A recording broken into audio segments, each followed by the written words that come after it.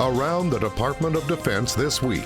This is your DoD Weekly News Recap. Building a better home front for our troops.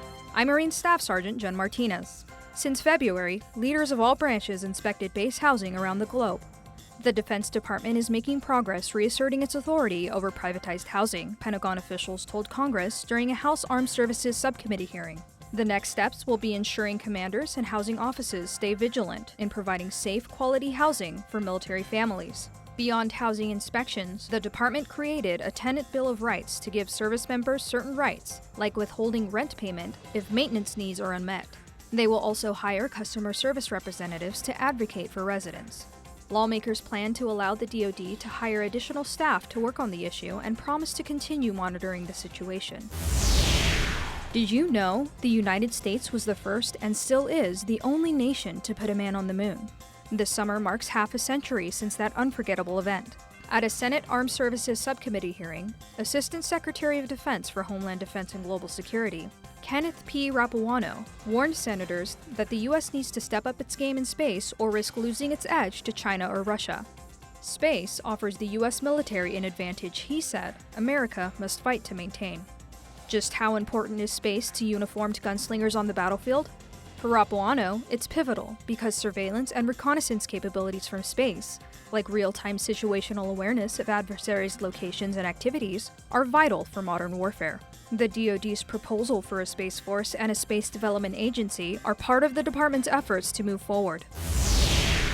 U.S. and Lithuanian defense leaders met at the Pentagon to sign an agreement detailing cooperation between the two countries through 2024. Defense Department officials said Lithuania, which is a NATO ally and a frontline state bordering Russia, is the first Baltic state to sign such a cooperative agreement. The agreement calls for strengthening training, exercises, and exchanges to ensure a stable and secure Baltic Sea through cooperation with other NATO allies and partner nations. Defense Department officials say the U.S. is seeking a stronger defense relationship with Vietnam and will continue to help enhance that country's military capabilities and opportunities for training and cooperation. Relationships will focus on Vietnam's peacekeeping operations, humanitarian assistance, and search and rescue, just to name a few.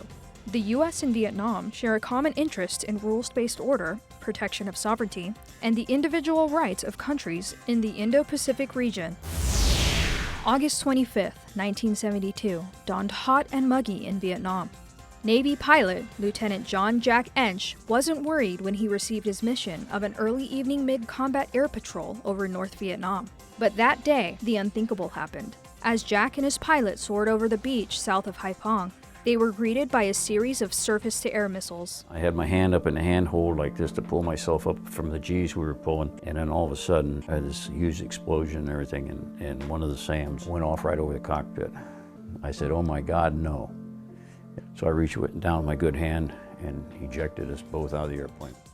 Jack ejected from his aircraft battered and bruised, and was taken as a prisoner of war upon landing, leaving his wife Kathy and their 3 daughters alone for a year.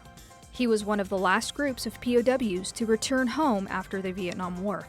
And I knew immediately what it was, the black car. And all they could tell me that night was that the plane went down and they had seen 2 chutes and that Jack's status was missing in action. One minute you're thinking, well, I'll never see him again. What am I going to do with my life? What's the future? What am I going to do with these children? That kind of thing. And then the next minute I'm thinking, oh no, he'll make it. I know he's going to make it. And I finally said to myself, as far as I'm concerned, Jack is alive until the Navy tells me he's dead. Watch Jack and Kathy's story and other stories about your military on defense.gov. That's your DoD News Weekly Recap. I'm Marine Staff Sergeant Jen Martinez. You can find more stories about your military at defense.gov and by using #KnowYourMil.